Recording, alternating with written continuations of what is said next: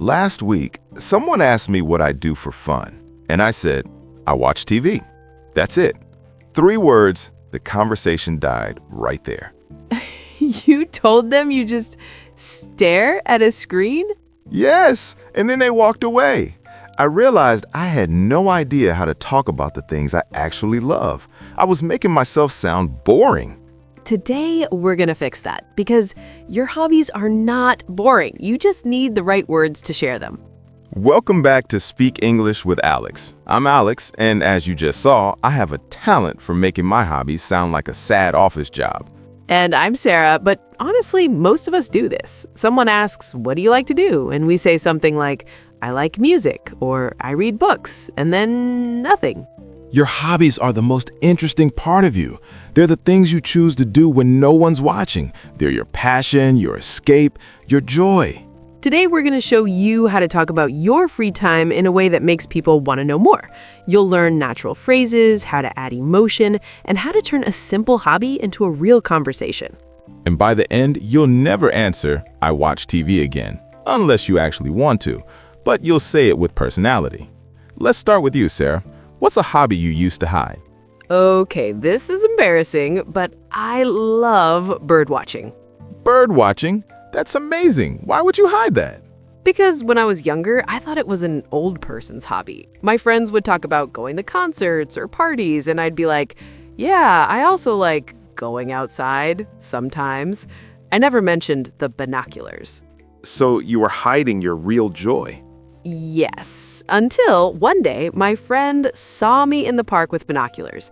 She asked what I was doing. I tried to lie, but she caught me. I had to admit I was looking for a rare woodpecker. What did she say? She said, that's so cool. Can I come with you?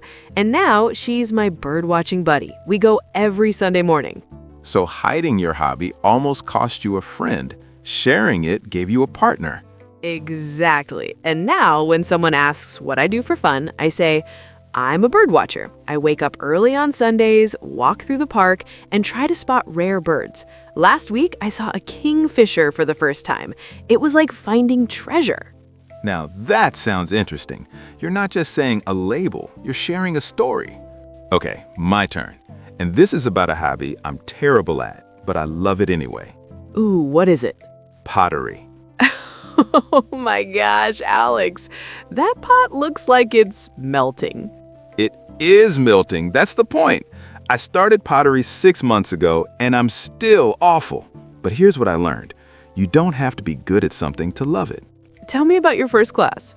I walked in thinking I'd make beautiful bowls. My first piece looked like a sad ashtray. The teacher looked at it and said, well, it's very original. That's a polite way to say it's terrible. I wanted to quit, but then I saw this old woman in the class, maybe 70 years old. Her pots were also crooked, but she was smiling the whole time. I asked her why she kept coming if she wasn't getting better. What did she say?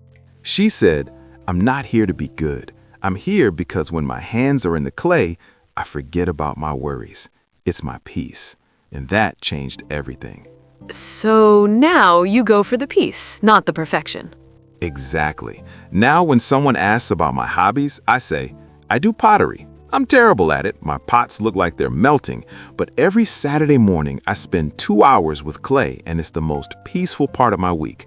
Last week, my pot collapsed, and I laughed hard enough. See? That's honest, that's funny, and it makes people want to ask more. Let's break down what we just did. We turned our hobbies into stories, and there's a simple formula for this. We call it the 3-part hobby story. Part 1, the name. Just the hobby. I like pottery. I watch birds. I play guitar.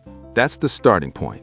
Part 2, the detail. What makes your hobby different? For me, it's the binoculars and the early mornings. For Alex, it's the crooked pots and the peace. Part 3, the emotion. How does it make you feel? Excited, peaceful, frustrated in a good way? Connected to nature? Let's practice. Imagine someone loves cooking. A boring answer, I like to cook. A 3-part answer, I love cooking. I make Italian food mostly. My grandmother taught me her recipes. It makes me feel close to her. Now, imagine someone loves playing video games. Three-part. I play video games, not the violent ones. I like building worlds, like Minecraft. It's my creative escape. See? Suddenly, the hobby has personality. It's not just a label. Another tip, use time words to make it real. Every Saturday morning, on Sundays, after work, I always, that shows it's part of your life. And don't forget to add a little emotion word. It makes me feel peaceful. I get so excited when it's frustrating, but I love it. Okay, important question. What if you feel like you don't have a hobby? What if your free time is just scrolling on your phone? That's a great question, and it's more common than you think. Many people feel like they're too busy to have real hobbies. The secret is, you don't need a big, impressive hobby. You just need to share what you actually do with your free time. Honestly. For example, you can say, right now, my free time is mostly relaxing after work. I'm a bit tired these days, so I enjoy watching documentaries and trying new tea. It's simple, but it helps me recharge. Or you can say, I'm between hobbies at the moment. I used to paint, but I've been busy. I'm hoping to start again soon. That's honest. It's human. The key is, don't apologize for your hobbies or lack of them. Just share where you are right now. Let's practice. I'll give a situation. Imagine you're a busy parent who doesn't have time for hobbies. How do you answer? Good. Now, imagine you're a student who only studies, but you enjoy listening to podcasts while walking. How do you answer? Beautiful. See, you're not pretending to be someone you're not. You're just being honest. Now, let's build your hobby story. Grab a notebook or just think with us. First question, what's one thing you enjoy doing in your free time? It can be anything, even sleeping. Second question, what's one specific detail? Where do you do it? When? With who? Is there a funny or special memory? Third question, how does it make you feel? One word or short phrase. Now put it together. Say it out loud, right now. That's your story, and it's unique. No one else has your exact hobby experience. If you want to make it even better, add a question at the end. What about you? Do you have any hobbies? That turns it into a conversation, not a monologue. I want to tell you something. When I was younger, I thought hobbies had to be impressive. You had to be good at them. You had to show off. But that's not true. No, hobbies are not performances. They're for you. They're the things you do because they make you feel alive or peaceful or connected. And when you share them honestly, you invite others into your world. That's why I stopped hiding my binoculars, because birdwatching is me, and the people who matter will think it's cool, not weird. So the next time someone asks, what do you do for fun? Don't just give them a word, give them a window. Show them the crooked pot, the early morning walk, the joy of finding a rare bird. And if you don't have a hobby right now, that's okay too. You can say, I'm exploring. I'm trying to find something that makes me happy. That's a beautiful answer.